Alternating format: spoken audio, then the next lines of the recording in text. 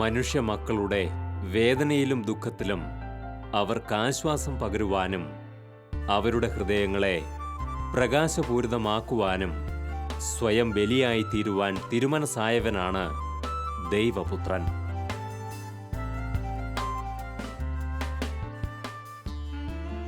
സ്വയം എരിഞ്ഞ് ലോകത്തിന് പ്രകാശമായി മാറുന്ന ആ സ്വർഗീയ മാതൃകയെ പിന്തുടർന്ന് ലോകത്തിൻ്റെയും മനുഷ്യഹൃദയങ്ങളുടെയും അന്ധകാരമകറ്റുവാൻ സ്വയം സമർപ്പിക്കുന്നവരാണ് ക്രിസ്തു ശിഷ്യർ. പ്രത്യേകം ദൈവം തെരഞ്ഞെടുക്കുന്ന അവിടുത്തെ പിൻഗാമികളായ അഭിഷിക്തരിലൂടെ സ്വർഗീയമായ ശാന്തിയും സമാധാനവും സന്തോഷവും ലോകത്തിൽ നിറയുന്നു.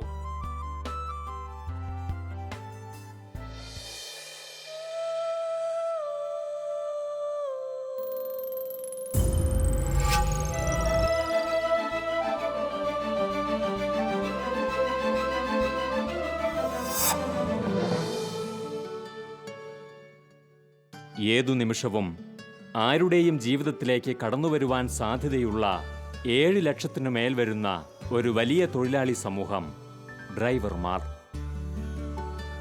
അവരുടെ സേവനങ്ങളും ഇടപെടലുകളും വളരെ വലുതാണ്. അതിനേക്കാളേറെ അനന്തമായ സാധ്യതകളെയും തിരിച്ചറിഞ്ഞുകൊണ്ടാണ് ബഹുമാനപ്പെട്ട കരിപ്പേരി അച്ഛൻ അവർക്കിടയിലേക്ക് സ്നേഹ സന്ദേശവുമായി കടന്നെത്തുവാൻ തീരുമാനിച്ചത്. കേരളത്തിൻ്റെ സാമൂഹിക പശ്ചാത്തലത്തിൽ ഏറെ വേദന അനുഭവിക്കുന്ന ഒരു വിഭാഗത്തെ കൂടി തൻ്റെ വഴികളിൽ കണ്ടെത്തുവാൻ ബഹുമാനപ്പെട്ട കരിപ്പേരി അച്ഛന് കഴിഞ്ഞു. സാമ്പത്തിക പരാധീനത അനുഭവിക്കുന്ന കുടുംബങ്ങളിൽ നിന്നുള്ളവരും ഒപ്പം അനാഥത്വം പേർന്നവരുമായ ഏറെ പെൺകുട്ടികൾ തങ്ങളുടെ ഭാവിയെക്കുറിച്ച് കടുത്ത ആശങ്കയിൽ അകപ്പെടുന്ന അവർക്കും ബന്ധുജനങ്ങൾക്കും സാന്ത്വനം പകരുക എന്ന ലക്ഷ്യമാണ് അച്ഛനിലൂടെ രൂപപ്പെട്ട ലേഡി ഗ്ലോബൽ എന്ന പ്രൊജക്റ്റിനുള്ളത്. വിസ്മയനീയമായ പ്രവർത്തന രീതികളിലൂടെ ലേഡി ഗ്ലോബൽ വഴിയായി ജീവിതത്തിൽ മുന്നേറിയ അനേകം പെൺകുട്ടികളുണ്ട്.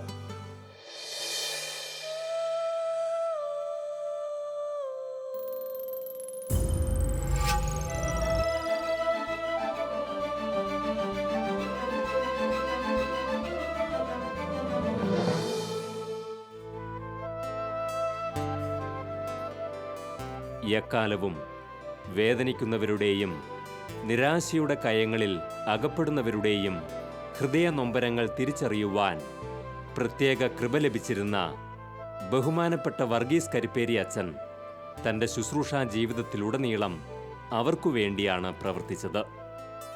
ചെറിയ കുഞ്ഞുങ്ങൾ മുതൽ എല്ലാ വിഭാഗങ്ങൾക്കു വേണ്ടിയും അദ്ദേഹത്തിലൂടെ ഏറെ പദ്ധതികൾ ലോകത്തിനായി ദൈവം വെളിപ്പെടുത്തി. അനാഥരും തീരെയും പാവപ്പെട്ടവരുമായ കുട്ടികളുടെ വിദ്യാഭ്യാസത്തിനായി ആരംഭിച്ച ഗ്ലോബൽ ചിൽഡ്രൻ എന്ന പദ്ധതിയും ഇത്തരത്തിൽ ഏറെ കുഞ്ഞുങ്ങൾക്കും കുടുംബങ്ങൾക്കും പ്രകാശം പകർന്നു. ഈ കുഞ്ഞുമക്കൾക്ക് പഠനത്തിന് കാശ് കൊടുക്കുമ്പോൾ ഞാൻ പറയാറുണ്ട്, കിട്ടുന്ന കാശിൻ്റെ ദശാംശം നിങ്ങളെക്കാൾ പാവപ്പെട്ടവർക്ക് വേണ്ടി പങ്കുവയ്ക്കണമെന്ന്.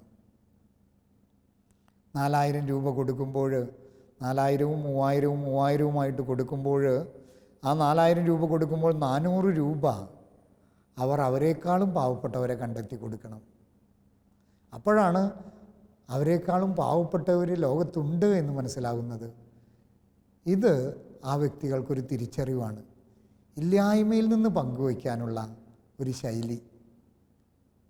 ഈ അടുത്ത് ഒരു ഭർത്താവ് തളർന്നിരിക്കുമ്പോൾ സഹായം ചെയ്തു കൊടുത്തിരുന്നു. അവളുടെ ഭർത്താവ് മരിച്ചു. ഇപ്പോൾ മറ്റുള്ളവരുടെ സഹായം കൊണ്ട് കുട്ടികളെ പഠിപ്പിക്കാൻ പറ്റുന്നു. അപ്പോൾ അച്ഛാ, ഞാൻ എന്നെ അച്ഛൻ സഹായിച്ചതിനൊക്കെ ഒത്തിരി നന്ദി. അങ്ങനെ ഉദാരതയോടെ പറയുന്ന മക്കൾ വേറൊരു കുടുംബത്തെ ചൂണ്ടിക്കാണിക്കുകയാണ്. ഒരു കൊച്ചുമുറി വാടകയ്ക്ക് ആ കൊച്ചുമുറിയിൽ ഭർത്താവ് മരിച്ചിട്ട് 4 വർഷമായി. ഒരു 3 കുട്ടികൾ, 7ാം ക്ലാസ്സിൽ പഠിക്കുന്ന ഒരു മോള്, 5ാം ക്ലാസ്സിൽ പഠിക്കുന്നൊരു മോള്, 3ാം ക്ലാസ്സിൽ പഠിക്കുന്നൊരു മോൻ. ഈ 5ാം ക്ലാസ്സിൽ പഠിക്കുന്ന മോൾക്ക് കാലിൻ്റെ അവിടെ നീരും അതുപോലെ തന്നെ രക്തക്കുഴലുകൾ വലുതാകുന്ന ഒരു അസുഖം, പിന്നെ മോഷൻ പോകുന്ന സ്ഥലത്ത് അത് ചെറുതായി രക്തം പോകുന്ന അവസ്ഥ. ഇങ്ങനെ കുട്ടികളെ പഠിപ്പിക്കാൻ പാടുപെടുന്ന മാതാപിതാക്കൾ. ആ കുഞ്ഞു ഭവനത്തിൽ ഇരുന്ന് ഈ പ്രാവശ്യത്തെ ഓണത്തിൻ്റെ ഭക്ഷണം കഴിക്കുമ്പോൾ അവരുടെ സന്തോഷം വളരെ വലുതായിരുന്നു.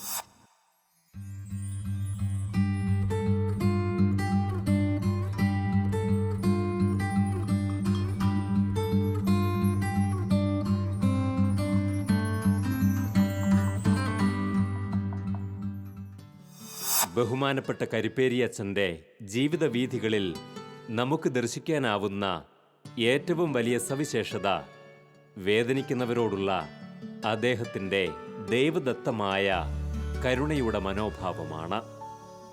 കണ്ണീരോടെ തനിക്ക് മുന്നിൽ പ്രത്യക്ഷപ്പെടുന്ന ആരെയും ഇന്നോളം മാറ്റി നിർത്തുവാൻ അദ്ദേഹത്തിനായിട്ടില്ല എന്നതാണ് വാസ്തവം. ഒരുപക്ഷേ ദൈവദാനമായി നമുക്ക് ലഭിച്ച കണ്ണുകളിലൂടെ നാമും ഈ ലോകമൊക്കെയും കാണാതെ പോകുന്ന ഏറെ കാഴ്ചകൾ അദ്ദേഹം കാണുകയും അത് അനവധി പേർക്ക് ആശ്വാസമായി മാറുകയും ചെയ്യുന്നു. എൻ്റെ ജീവിതത്തിലെ ഏറ്റവും വലിയ സന്തോഷം വേദനിക്കുന്ന മക്കളെ സഹായിക്കുക എന്നുള്ള ഒരു രീതി. ആര് വിഷമിച്ച് പറഞ്ഞാലും അവർക്ക് വേണ്ടി ആരോടെങ്കിലും കൈനീട്ടുമ്പോൾ കിട്ടുന്ന സന്തോഷം. ഇന്നലെ ഒരു വീട്ടിലെ 5 പെൺകുട്ടികൾ, 3 കുട്ടികളുടെ ഭർത്താവ് വളരെ നേരത്തെ മരിച്ചു. ആ അമ്മ അവരെ വളർത്തി 3 പേരെ വിവാഹം കഴിച്ചു. ഒരു പെൺകുട്ടി മരണപ്പെട്ടു. 5ാമത്തെ മകളുടെ വിവാഹമാണ്, കൊടുക്കാനൊന്നുമില്ല. അത് പറഞ്ഞു കഴിഞ്ഞപ്പോൾ ആ കുട്ടിയെ സഹായിക്കാൻ സാധിച്ചു. ഇതൊക്കെയാണ് ദൈവവിളിയുടെ അർത്ഥവും സാങ്കത്യവും എന്ന് ഞാൻ തിരിച്ചറിയുകയാണ്. ഇങ്ങനെ ദൈവവിളിയുടെ മനോഹരമായ അനുഭവങ്ങൾ ഓരോന്ന് പങ്കുവയ്ക്കാനായിട്ട് തമ്പുരാൻ എനിക്ക് അനുഗ്രഹം തന്നതിന് നന്ദി പറയുകയാണ്.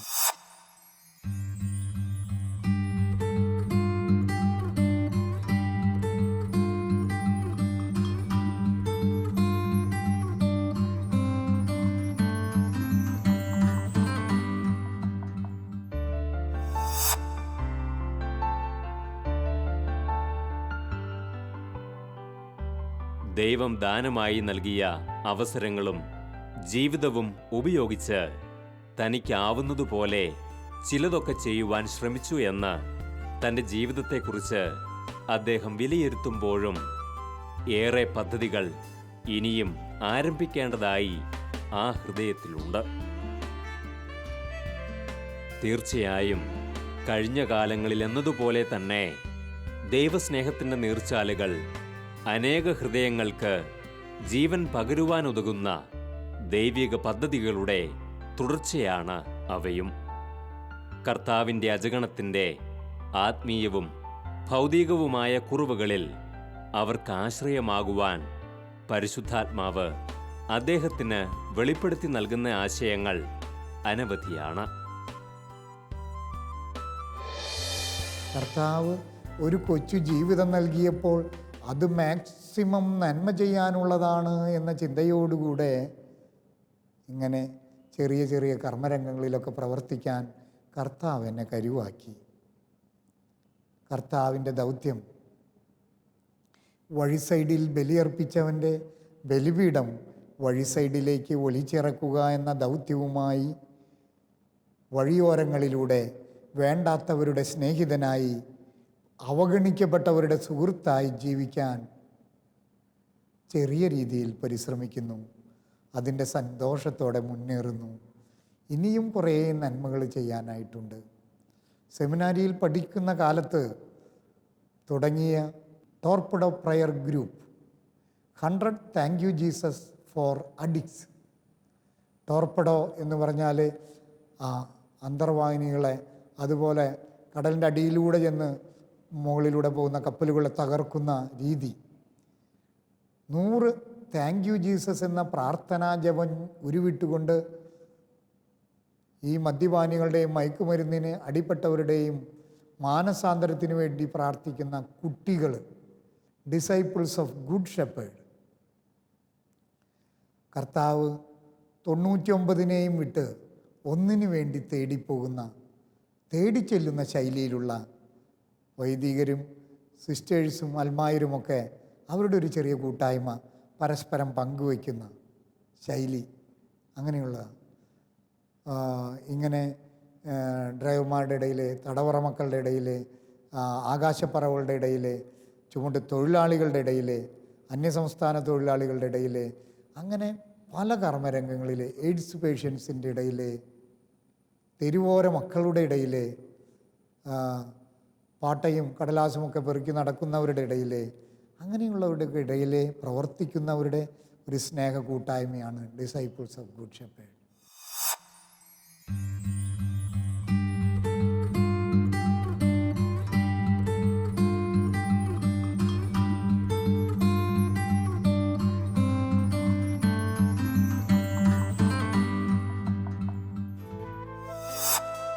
ജീവിത യാഥാർത്ഥ്യങ്ങളെക്കുറിച്ചുള്ള അഗാധമായ ഉൾക്കാഴ്ചയാണ് ബഹുമാനപ്പെട്ട കരിപ്പേരി അച്ഛനെ ഈ വലിയ സമൂഹത്തിനിടയിൽ സ്വീകാര്യനാക്കി മാറ്റിയത്.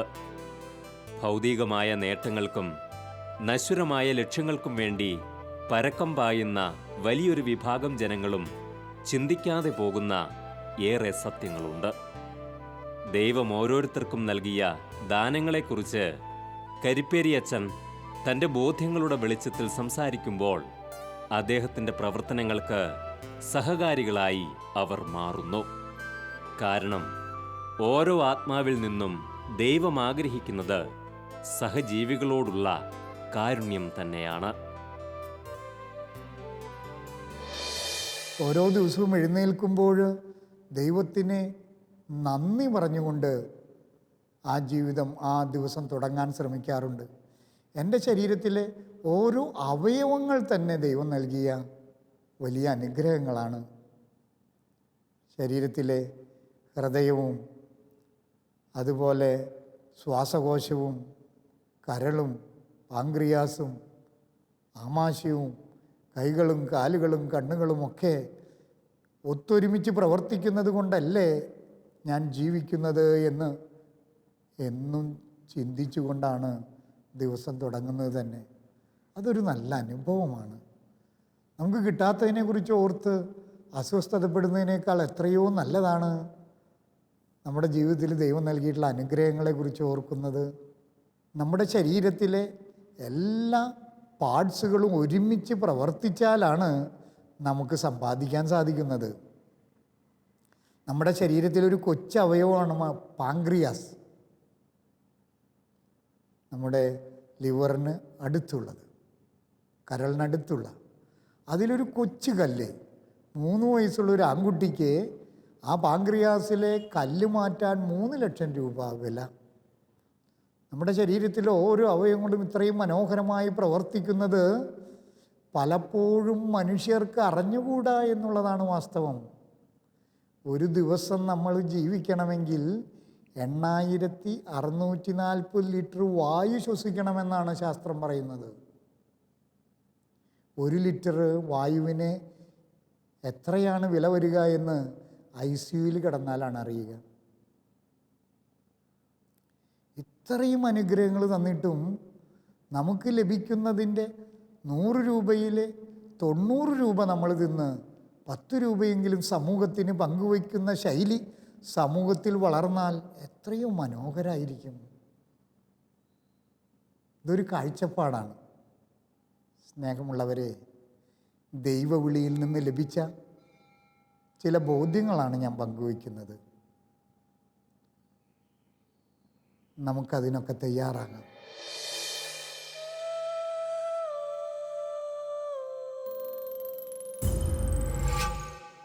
ഇന്നും ഞാൻ ഓർക്കുന്ന 1998 17 വർഷം മുമ്പ് കണ്ട ഒരു രംഗം മധ്യപ്രദേശിലെ ഭോപ്പാലിന് അടുത്ത് വിദിശ എന്ന് പറഞ്ഞ സ്ഥലത്ത്.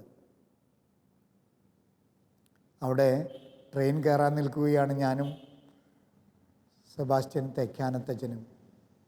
ആ റെയിൽവേ സ്റ്റേഷനിലെ 3 ജീവനുള്ള അസ്ഥികൂടങ്ങളെ കാണാൻ സാധിച്ചു. ജീവനുണ്ട്, അസ്ഥികൂടങ്ങൾ പോലെ. വലിയ അസ്ഥികൂടത്തിന് 21 വയസ്സ് ഉണ്ടാകും. ചെറിയ കുഞ്ഞസ്ഥികൂടങ്ങൾക്ക് 3 വയസ്സുള്ളൊരു പെൺകുട്ടി, 1 വയസ്സുള്ളൊരു ആൺകുട്ടി. ഈ ആൺകുട്ടി വിശന്ന് കരയുകയാണ്. ആ പ്രദേശത്ത് വെള്ളമില്ല, ഒന്നുമില്ല. വിശന്ന് ഈ കൊച്ച് കരയുമ്പോൾ വലിയ അസ്ഥികൂടം ആ കുഞ്ഞിൻ്റെ തലയിൽ 2 ഇടി ഇടിക്കും. അപ്പോൾ കൊച്ച് കരച്ചിൽ നിർത്തും. വീണ്ടും അവൻ കിടന്നുറങ്ങും, വിശന്നിട്ട് വീണ്ടും കരയും. അപ്പോൾ വലിയ അസ്ഥികൂടം വീണ്ടും 2 ഇടി കുടിക്കും. അങ്ങനെ 5 തവണ ആ കൊച്ചിനെ ഇടിച്ചത് കണ്ടു ഞാൻ. ഇടിച്ചിട്ട് ഇടി കൊടുത്തുകൊണ്ട് വിശപ്പടക്കുന്ന ഒരമ്മയുടെയും കുഞ്ഞിൻ്റെയും ചിത്രം ഇന്നും മനസ്സിൽ മായാതെ നിൽക്കുന്നുണ്ട്. പെട്ടെന്ന് ഞാൻ ചുറ്റും നോക്കി. എൻ്റെ ദൈവമേ, അപ്പോൾ ഒരു കൊച്ചു കട, അതിലാകെ 2 പാക്കറ്റ് ബിസ്ക്കറ്റ് ഇരിക്കുന്നുണ്ട്, ക്രാക്ക് ജാക്ക്. ഇന്ന് ഞാൻ ഓർക്കുന്നു. 10 രൂപ കൊടുത്ത് 4 രൂപയാണ് അന്നിന്. 2 പാക്കറ്റ് തന്നു. അത് കഴിഞ്ഞാൽ ആ ഷട്ടർ അടയ്ക്കും. ഒരു ചെറിയ പെട്ടിക്കട. 2 രൂപ തിരിച്ചു വന്നു. ആ 2 പാക്കറ്റ് ആ കുട്ടികളുടെ കയ്യിൽ കൊടുത്തപ്പോൾ അവർ നോക്കിയ ആ നോട്ടം ഇന്നും മനസ്സിലുണ്ട്. ആ 6 കണ്ണുകൾ. എന്നിട്ട് വേഗം തന്നെ ആ കുഞ്ഞുങ്ങൾ ആ ബിസ്ക്കറ്റ് ഭക്ഷിക്കുമ്പോൾ നിർവൃതിയോടെ നോക്കി നിന്നത്. ഇന്ത്യ ഈസ് മൈ കൺട്രി എന്നൊക്കെ പറഞ്ഞ് എനിക്ക് എല്ലാ സ്കൂളുകളിലും പ്രതിജ്ഞയെടുക്കുന്നതാണ്. ഇന്ത്യ എൻ്റെ രാജ്യമാണ്, എല്ലാ ഇന്ത്യക്കാരും എൻ്റെ സഹോദരീ സഹോദരന്മാരാണ്. ഈ ചിന്ത കുറേ പേർക്കെങ്കിലും ഉണ്ടായാൽ നമ്മുടെ ഇന്ത്യയുടെ അവസ്ഥ മാറ്റിയെടുക്കാൻ സാധിക്കും എന്നാണ് എനിക്ക് തോന്നുക. നമ്മുടെ കുഞ്ഞുമക്കൾ ഭക്ഷണം കഴിക്കാത്തതിൻ്റെ പേരിൽ എന്തുമാത്രം സ്ഥലങ്ങളിലാണ് മമ്മിമാർ കരയണ കണ്ടേക്കണേ. മക്കൾ ഭക്ഷണം കഴിക്കണില്ല. അങ്ങനെ പറയുന്ന സമയത്ത് ഞാൻ ഓർക്കും ഈ 3 അസ്ഥികൂടങ്ങളെ.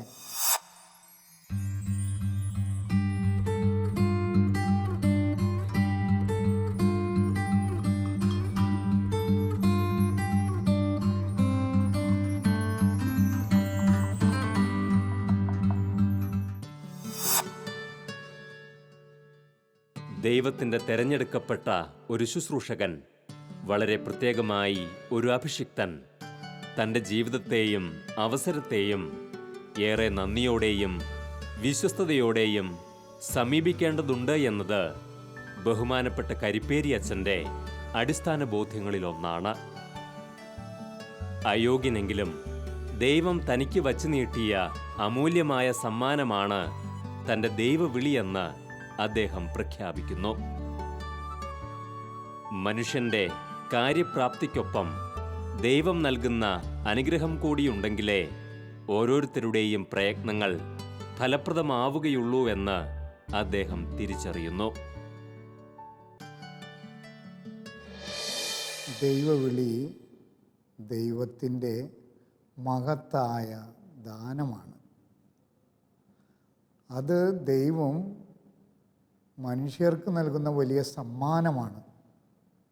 അങ്ങനെയാണ് ഞാൻ എൻ്റെ ദൈവവിളിയെ കാണുന്നത്.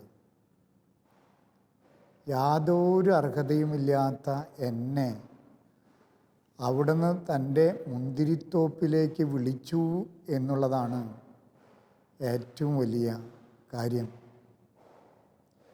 ഈശോ യോഹന്നാൻ്റെ സുവിശേഷത്തിൽ പറയുന്നത് പോലെ നിങ്ങൾ എന്നെ തിരഞ്ഞെടുക്കുകയല്ല, ഞാൻ നിങ്ങളെ തിരഞ്ഞെടുക്കുകയാണ് ചെയ്തത്. യോഹന്നാൻ്റെ സുവിശേഷം 15-ാം അധ്യായം 16-ാമത്തെ വാക്യം. എത്രയോ ശരിയാണത്. വീണ്ടും ഈശോ പറയാണ്, ഞാൻ മുന്തിരിച്ചെടിയും നിങ്ങൾ ശാഖകളുമാണ്. ആര് എന്നിൽ നിലനിൽക്കുന്നുവോ അവർ വളരെ ഫലം പുറപ്പെടുവിക്കും എന്ന്. ഈശോയോട് ഒട്ടിച്ചേർന്ന് നിന്നപ്പോൾ മാത്രമേ എന്തെങ്കിലും നന്മകൾ ചെയ്യാൻ എനിക്ക് സാധിച്ചിട്ടുള്ളൂ. ദൈവത്തിൻ്റെ കൃപയാണത്. ഞാൻ ആദ്യമേ പറഞ്ഞു, അധികം കഴിവുകളുള്ള വ്യക്തിയൊന്നുമല്ല ഞാൻ. പക്ഷെ ഒരു തിരിച്ചറിവ് ദൈവം തന്നു. Efficiency comes from man, effectiveness comes from God. എഫിഷ്യൻ്റായിട്ട് വളരെ മനോഹരമായിട്ട് കാര്യങ്ങൾ നടത്താൻ കഴിവുള്ളവരുണ്ട്. പക്ഷേ അതിൻ്റെ ഫലസിദ്ധി, ഇഫക്റ്റീവ്നെസ് ചിലപ്പോൾ ഉണ്ടാകണമെന്നില്ല. പക്ഷെ വലിയ കഴിവില്ലാത്തവർ വളരെ മനോഹരമായിട്ട് ദൈവത്തോട് ചേർന്ന് പ്രവർത്തിച്ച് വലിയ ഫലങ്ങൾ പുറപ്പെടുവിക്കുന്നു. അതിൻ്റെ വലിയ മാതൃകയാണ് ഇടവക വൈദികരുടെ മധ്യസ്ഥനായ വിശുദ്ധ ജോൺ മരിയ വിയാനി.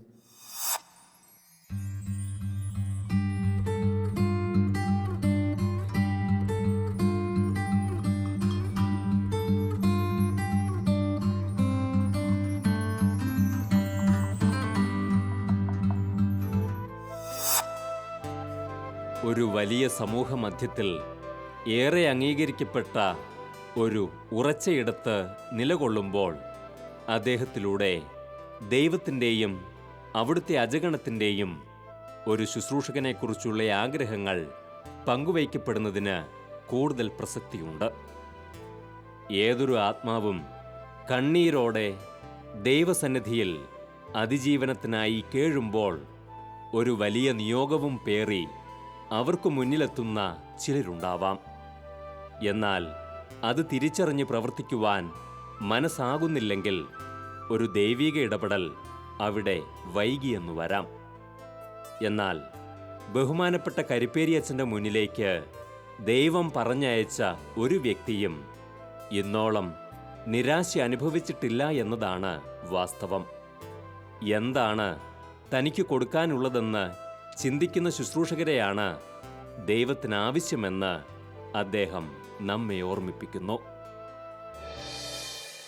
ഒരു വൈദികൻ അല്ലെങ്കിൽ ഒരു സന്യാസിനി ദൈവവിളി സ്വീകരിച്ചാൽ എന്ത് കിട്ടുമെന്ന ചോദ്യത്തിനൊരു പ്രസക്തിയുമില്ല.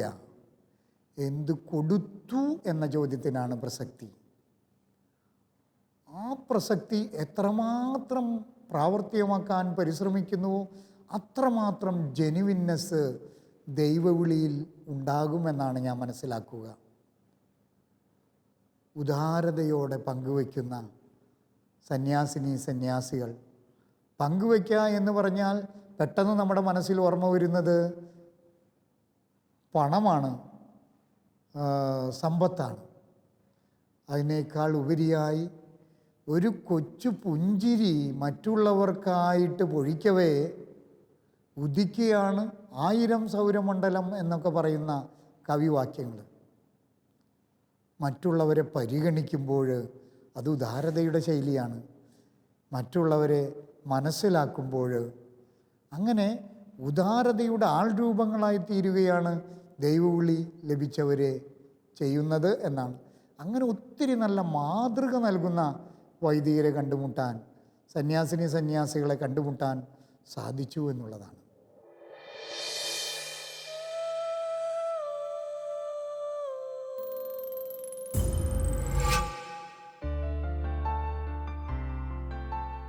ദൈവഹിതം തിരിച്ചറിഞ്ഞ് ലോകത്തിന് വെളിച്ചമായി മാറിയ സമാനതകളില്ലാത്ത ഒരു പുരോഹിതൻ. അദ്ദേഹത്തിലൂടെ ദൈവത്തിൻ്റെ കരുണയും സ്പർശവും തിരിച്ചറിഞ്ഞവർ ഏറെയാണ്. ഇനിയും അദ്ദേഹം നടന്നിറങ്ങുവാൻ ആഗ്രഹിക്കുന്ന ശുശ്രൂഷാ മേഖലകൾ അനവധിയാണ്. ആ പുരോഹിതനിൽ നിന്ന് ദൈവം ആഗ്രഹിക്കുന്ന ഫലങ്ങൾ പൂർണ്ണമായി ലോകത്തിന് ലഭിക്കുന്നതിനായി നമുക്ക് പ്രാർത്ഥിക്കാം. ഒപ്പം വ്യക്തമായ കാഴ്ചപ്പാടുകളോടെ ഇനിയുമേറെ ശുശ്രൂഷകൾ ഇവിടെ പിറന്നു വീഴുന്നതിനായി നമുക്ക് ആഗ്രഹിക്കാം.